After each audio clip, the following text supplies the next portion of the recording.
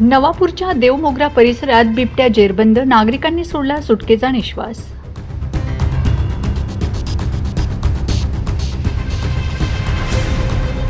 नवापूर तालुक्यातील देवमोगरा शिवार आणि महाराष्ट्र-गुजरात सीमावर्ती भागात गेल्या काही दिवसांपासून दहशत माजवलेला बिबट्या अखेर गुजरात वन विभागाने लावलेल्या पिंजऱ्यात जेरबंद झाला आहे।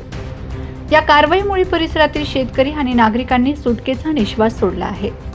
देवमोगरा परिसरात बिबट्याचा वावर वाढल्याने नागरिकांमध्ये भीतीचं वातावरण होतं। पाळीव जनावरांवर होणाऱ्या हल्ल्यांमुळे ग्रामस्थांनी वन विभागाकडे बिबट्याला जेरबंद करण्याची मागणी केली होती।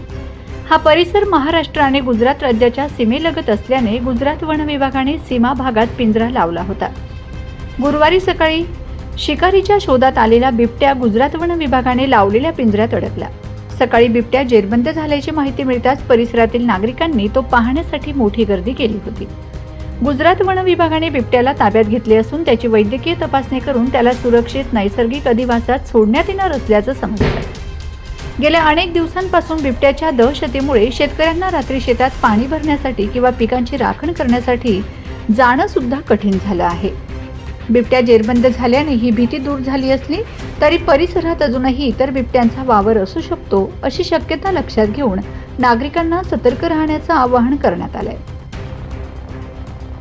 Bureau report, Navapur express news, Navapur.